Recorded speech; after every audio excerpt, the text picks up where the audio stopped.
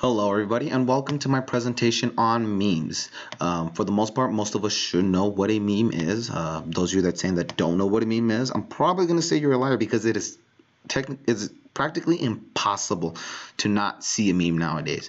Just log on to Facebook or any other type of social media and you will find a meme regardless of where you go. But actually, let's start off who actually coined the term. The person who coined the term is actually named Richard Dawkins, and he says that it is a cultural idea, a fashion, a piece of technology that can self-replicate and spread amongst its people on its own.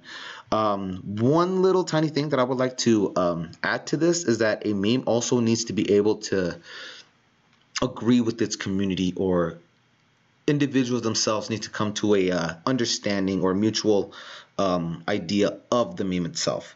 I know it's a joke most of the time, but all of us can really say that we're dying inside and we can laugh at it. And that's what I believe makes it a meme. And what makes it even a bigger meme is that we self-replicate it and it just springs amongst its people on its own. Well, another little thing about memes is that it is really tied to its time and place with its community. It's going to keep evolving. It's going to keep on changing as the times changes. Old memes are really different from the memes that we have today. A great example of how one little thing about memes actually that I didn't mention is that memes can evolve, they can mutate, and they can even die. A great example of this would be the lolcats. Lolcats is a type of meme where you just have a cute little picture of a cat on the screen, and sometimes it comes with broken text known as lolspeak.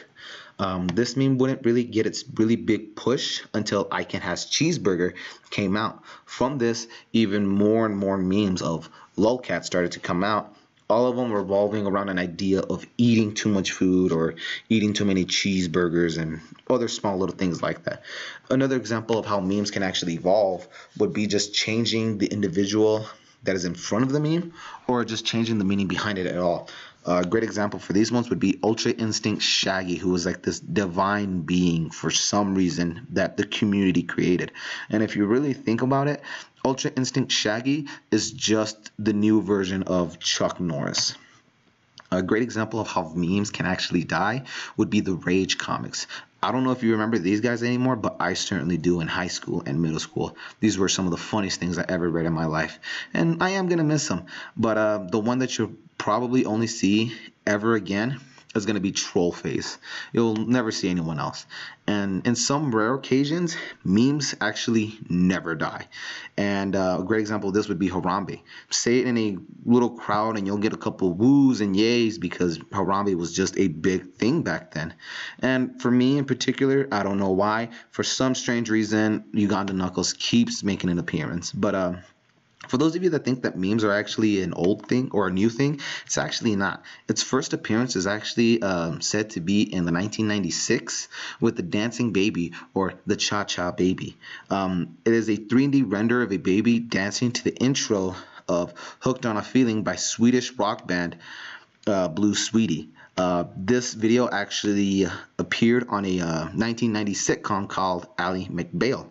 And the way this meme started was that an employee at LucasArts at the time tweaked the original file of the original video and sent it to his friends and colleagues via email. And that's where it became so big. Memes can actually do a lot of good. For those of you that don't know, the ALS Ice Bucket Challenge is a great example of how good it can actually do. I know some of you are saying that the ALS Ice Bucket Challenge shouldn't really be considered a meme because it is a viral sensation that happened, but what makes it a meme was that it actually evolved from an older meme and how it self-replicated from that. Originally, the meme was a cold water challenge where individuals will throw themselves in really cold waters and then donate to a foundation called Maddie Rogers so that she can get a service dog since she had juvenile diabetes. Now, memes can do a lot of good, but at the same time, they can do a lot of damage. The Star Wars kid, when that video came out, he got bullied horribly.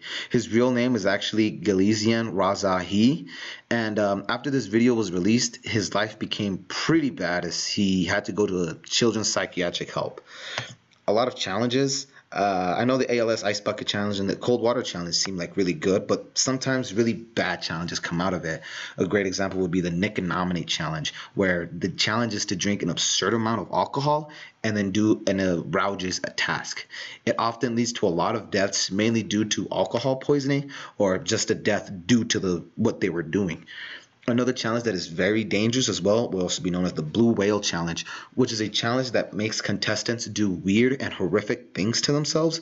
And the final challenge, in order to win the game, you have to kill yourself. It is not known if this is actually a real thing, but people do believe that it is real.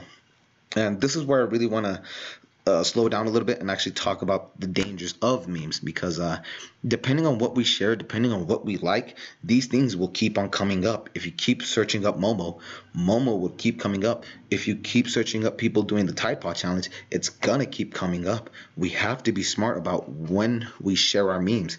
Great examples of these would be Earth-chan, a cute little rendition of Earth if it was an anime character. And when this came out, a lot of people did started actually caring about the health of the earth.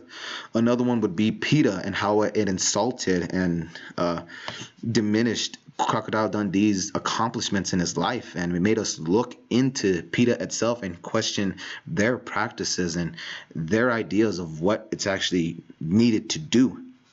So memes can do a lot of good, but it only does good when we share the right ones. We have to be smart, and we have to be conscious, and we have to be safe about the content we are dispersing online. Memes have a lot of power nowadays. Don't think that memes are just there for simple jokes here and there. A lot of people want to become internet famous. Don't really know why, but it's just the thing. So we have to be smart about what we share. Thank you for your time.